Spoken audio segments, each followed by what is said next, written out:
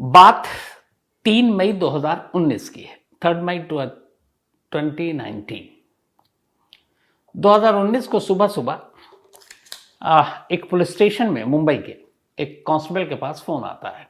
थाने की घंटी बजी, उसने उठाया।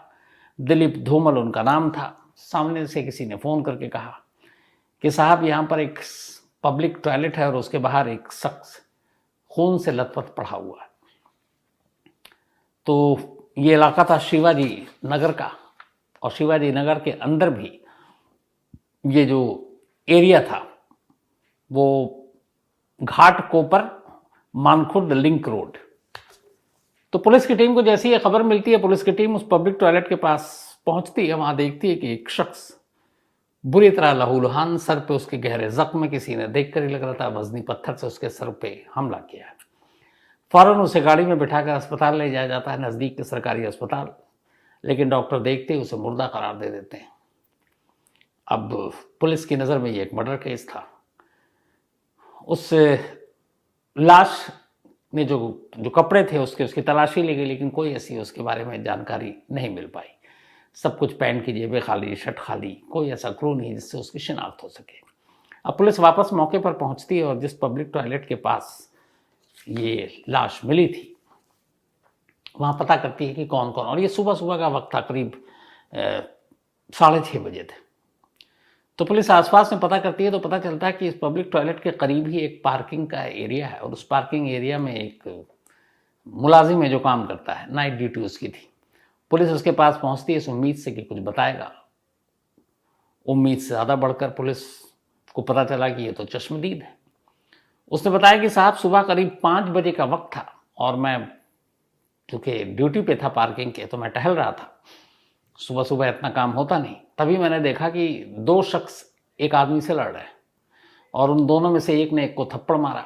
फिर मैंने देखा कि उसने भी हाथापाई करने की, अपने आप को बचाने की कोशिश की। तभी उन्होंने वजनी पत्थर से उसके सर पे मारा जोर से, और फिर उसके जेब से उन्होंने पर्स वर्स सब निकाले और भाग गए दौड़कर। बोला मैं दूर से देख रहा था और मैं डर भी गया। वो 2 थे, मैं अकेला, तो मैं बीच बचाव भी नहीं कर सकता था। लेकिन जब वो भाग गए तो फिर मैं वहाँ पहुँचा तो देखा कि मैंने ये तो जान नहीं है इसके अंदर, जब मर चुका है। तब मैंने आपको कॉल किया। अब उस विटनेस से ये पता चल गया कि 2 लोग थे। पुलिस ने आसपास के इलाके को खंगाला। 2019 की बात है ये। तो ये पता चला कि बहुत सारे ऐसे नशेड़ी और ये सारे लोग उस एरिया में घूमते हैं। तो तफ्तीश करते करते पुलिस के अपने मुखबिरों से पता चला कि 2 लोग उस एरिया में उस रात घूम रहे थे, और उन दोनों, एक का नाम इसमें था शफीउल्ला कुरैशी और दूसरे का नाम नियाज अहमद चौधरी उर्फ गांजा। तीन दोनों की उम्र यही कोई 20, 22, 23 साल रही होगी। दोनों को जब पुलिस ने पकड़ा तो उन्होंने कहा हमने इसके पैसे वैसे जेब से निकाले थे और वो हमसे लड़ पड़ा, हमें लूटने नहीं दे रहा था, तो हमने उसको पत्थर से मार डाला। पुलिस ने पूरी पूछताछ के लिए पता इनकी कोई दुश्मनी नहीं है पता चला। ये सिर्फ एक लूटपाट का वाकया था। वो लूट रहे थे और वो विरोध कर रहा था, उसी चक्कर में मर गया। अब यहां से ये केस एक अजीब रुख लेती है। मतलब आमतौर पे कत्ल के केस में ये होता है कि पुलिस को लाश मिलती है, फिर कातिल को ढूंढा जाता है और उसके बाद उठाकर चार्जशीट तैयार होती है, अदालत में केस पहुंच जाता है। यहां पुलिस के पास लाश भी है, यहां पुलिस के पास दोनों कातिल भी हैं, कत्ल की वजह भी है। लेकिन सबसे इंपॉर्टेंट चीज नहीं है, और वो ये कि कत्ल जिसका हुआ वो कौन है। अब जब दोनों कातिल से पूछा गया कि तुम ये बताओ कि ये कौन है जिसको मारा, तो उसने कहा साहब हमें तो कुछ पता नहीं, हम तो नशे में इधर से गुजर रहे थे, ये मिल गया, हमने कहा इससे कुछ लूट लेते हैं, और उसी लूटपाट के दौरान हाथापाई में वो हमसे मारा गया, तो हम उसे नहीं जानते। अच्छा, पुलिस ने उसको हर तरीके से दोनों को खंगाल लिया। पता चला कि वाकई वो दोनों सच बोल रहे हैं, नहीं जानते। अब पुलिस के पास कोई ऐसा क्लू नहीं जिससे वो उस मरने वाले शख्स की जानकारी निकाल सके कि यह है कौन। अब कपड़े वपड़े के अंदर कुछ था नहीं। पुलिस ने फोटो वोटो खींचा, उसके बाद तभी बॉडी पे जब नजर गई तो पुलिस ने देखा कि उसकी एक उंगली पर एक स्याही के निशान है, और वो निशान ठीक वैसे ही होते हैं जैसे हम लोग इलेक्शन के दौरान वोट डालते हैं तो दोबारा वोट न देने चले जाएं तो वो स्याही लगाई जाती है उंगली पर। बहुत सारे लोग ऐसे फ़ोटो भी खिंचाते हैं। हालांकि एक दौर में ये था कि स्याही का भी तोड़ था, आज भी है, कि आपको स्याही लगा दी गई, उसके बाद आप उसको बाहर आकर मिटा दीजिए, फिर दोबारा आप वोट दे आइए। हालांकि थोड़ा सा मुश्किल है शहरों में अब आधार वाधार, लेकिन अभी भी जुगाड़ हो जाता है। तो खैर, वो स्याही के निशान थे और पुलिस को ये लगा कि ये शख्स वोट दिया अभी। अच्छा, ये बात 3 मई की है और इससे ठीक कुछ दिन पहले अप्रैल में चुनाव था और पूरे देश में इलेक्शन था। और वो इलेक्शन था 2020 बल्कि 2019 का लोकसभा का चुनाव, क्योंकि 14 का हुआ, फिर 19 का हुआ, अब अगले साल 24 का होना है। तो 2019 में लोकसभा का चुनाव हो रहा था। तो पूरे देश के साथ साथ मुंबई में भी ये चुनाव हुआ।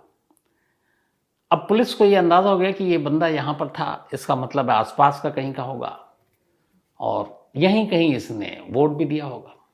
खैर, पुलिस ने उसकी तस्वीर, उस फिरली पोस्टर बनाए और पूरे इलाके में, ये शिवाजी नगर के आसपास का जितना इलाका है, या फिर घाटकोपर का एरिया हुआ, या फिर माखुर्द लिंक रोड का एरिया हुआ, वहाँ सारी तस्वीरें चिपका दी।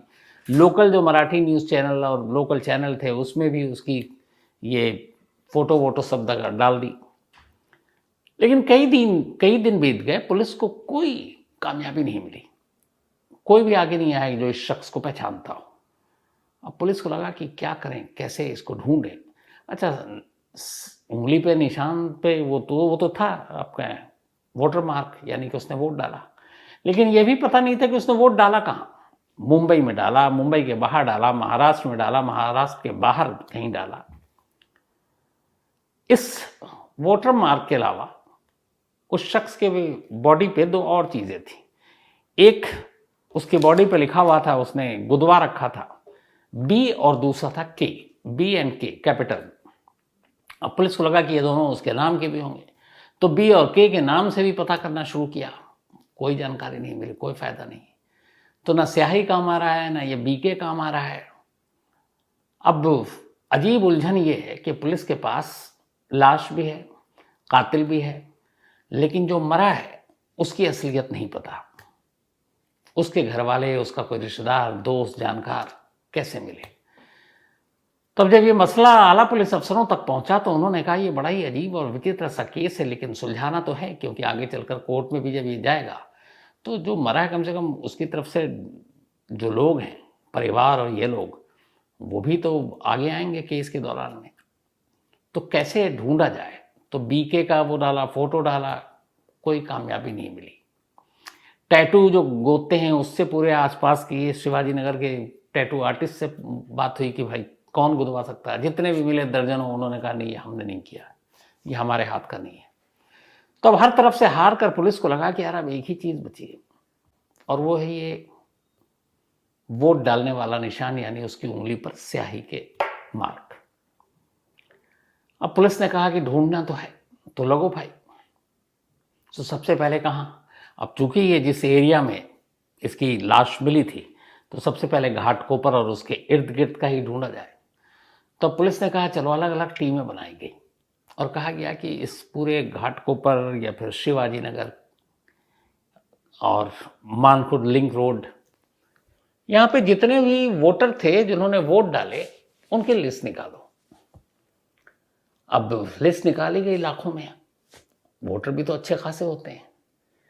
तो उसमें से बहुत सारे ऐसे थे, क्योंकि एक तो ये पता चला था कि ये मुस्लिम नहीं है बॉडी से, तो बहुत सारे जो मुस्लिम नाम थे वोटर लिस्ट में, वो हटा दिए गए। अब नॉन मुस्लिम बचे, उनमें से अब चेक करना शुरू किया तो 3 लाख तक आते आते रुके। फिर 3 लाख के बाद अब ये है कि इसमें से कौन हो सकता है। तो पुलिस ने ये तुक्का लगाया कि बी और के है, तो इसका या तो नाम बी के से होगा कोई शुरुआत का, या फिर के बी से होगा। उल्टा भी करके देखा, उन्होंने कहा वोटर लिस्ट भी निकालो, बी और के या के और बी के नाम से कितने लोग हैं। तो जब लिस्ट निकाली गई तो अब बहुत सारे ऐसे नाम आ रहे हैं, लेकिन वहाँ पुलिस घर तक जाए तो पता चले नहीं कि हमारा तो ये जो भी है तो घर पर है। तो बहुत सारी ऐसी जगहों पे भी लोग पूछा कि आप क्यों पूछ रहे हो, अब कैसे बताया जाए कि भाई हम एक मुर्दे को का घर ढूंढ रहे हैं। घर वाले भी भड़क जाएंगे कि हमारा बच्चा जिंदा है, तुम उसको मुर्दा करार दे रहे हो। तो करते करते फिर 3 लाख के बाद पुलिस ने और शॉर्टलिस्ट किया, और शॉर्टलिस्ट करने के बाद अब पुलिस 100 लोगों तक पहुंचती है, सबको छांटते हुए कि ये कौन कौन कौन हो सकता है, बी और के। तो उन्होंने पूरा बी और के दोनों के नाम से इन्होंने कर रखा था। तो 100 लोगों पर जब पुलिस की टीम आई तो उन 100 लोगों के अब एक एक के घर जाना शुरू किया, जिनके नाम बी और के या के और बी से था। तो एक तो बी और डब्लू बानखेड़े, कई लोग बी से बानखेड़े लिखते हैं वहां पे, तो एक यहाँ पे पुलिस के सामने ये भी उलझन थी। और के से पुलिस ने बहुत सारे नाम बताए, तो लेकिन उसमें एक किरण भी नाम रखा। तो पुलिस ने कहा कि हो सकता है ये बानखेड़े हो और वानखेड़े की जगह बी से लिखा हो।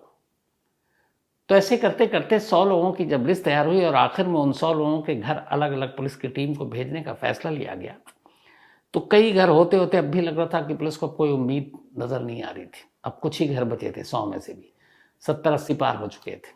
सभी के घर में या तो किसी घर में इस उम्र का कोई मर्द नहीं था, लड़के नहीं थे, या फिर वो घर पर ही थे, सही सलामत थे। तभी पुलिस की टीम एक रोज एक घर पहुंचती है और वहां एक लेडी थी। पुलिस उससे जाती है। अच्छा, पुलिस के पास वो तस्वीर भी थी लाश की, चेहरा तो उसमें ठीक ठाक थोड़ा था ही था, तो पोस्टर वाली तस्वीर भी थी। तो पुलिस एक घर में पहुंचती है। जब वो उस घर में पहुंचती है तो वो लेडी से पूछती है कि आपका कोई बेटा, कोई पति? तो कहती है हाँ जी, हमारा एक बेटा है, उसका नाम है किरण वानखेड़े, KW। तो उसने कहा ब्लॉक कहाँ है? तो उसने कहा साहब वो करीब 20-25 दिन से गायब है। तो पुलिस ने कहा पहले भी गायब होता? उसने कहा नहीं। उसने कहा कि अब इधर हुआ है, मतलब पहली बार इतने दिनों से घर नहीं आया। फिर पुलिस ने तस्वीर दिखाई। जैसे ही तस्वीर दिखाई उस लेडी ने पहचान लिया। अब वो चूंकि तस्वीर ऐसी थी कि उसमें आंखें बंद, ये तो पता चल जाएगा ये लाश की तस्वीर है। वो बेचारी रोने लगी दहाड़े मारकर। उसने कहा ये तो मेरा बेटा। तब पुलिस ने उससे फिर पूछा कि आपके बेटे का नाम किरण वानखेड़े है? तो उसने कहा नहीं, हमारा वानखेड़े नहीं है, न बानखेड़े है, वो किरण कुछ और नाम बताया। तो उसने कहा लेकिन उसने हाथ पे अपने ये बी और के गुदवा रखा, तो इसका क्या मतलब हुआ? तो उसने कहा असल में किरण इसका नाम है और इसकी एक गर्लफ्रेंड है जिसका नाम बी से शुरू होता है। तो ये उसकी दोस्त, उसकी गर्लफ्रेंड का नाम था बी, जो उसने अपने नाम के साथ गुदवा रखा था हाथ पे। और इस कंफ्यूजन में पुलिस बहुत दिनों तक परेशान रही कि के और बी उसका फुल फॉर्म है क्या है। लेकिन उस लेडी तक पहुंचने के बाद फिर ये कहानी खुली कि उसका नाम किरण वानखेड़े है और वो बी असल में उसकी गर्लफ्रेंड का नाम था। खैर, इसके बाद अब पुलिस इस केस को तैयार करती है, चार्जशीट तैयार करती है, सारी फॉरेंसिक एविडेंस हो रही है, क्योंकि इसमें कुछ नहीं था। उसके बाद ये मामला सेशन कोर्ट में जाता है। उधर से वकील दोनों के आते हैं, 2020 में कहते हैं कि ये कहानी पे खड़ा किया गया केस, इसलिए हमारे मुवक्किल को जमानत दे दें। लेकिन एक पार्किंग वाला विटनेस और फिर ये सारी चीज़ें जो एक एक करके सबूत जुटाए गए। फिर पुलिस ने उस रात के जो इलेक्ट्रॉनिक एविडेंस थे वो जुटाए, वो दोनों मौके पर थे।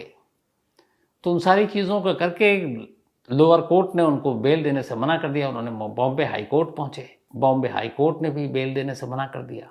और आज की कहानी ये है कि आज भी ये दोनों जेल में है। 19 का ये केस है, 4 साल हो चुके हैं, लेकिन अभी लोअर कोर्ट यानी सेशन कोर्ट का फैसला नहीं आया। और इस फैसले के बाद फिर हाई कोर्ट हो जाएंगे। तो 4 साल हो चुके हैं, लेकिन पुलिस ने ऐसा पुख्ता केस खड़ा किया कि अभी भी दोनों जेल के अंदर हैं बिना बेल के, इन्हें जमानत नहीं मिली। तो ये थी आज की कहानी।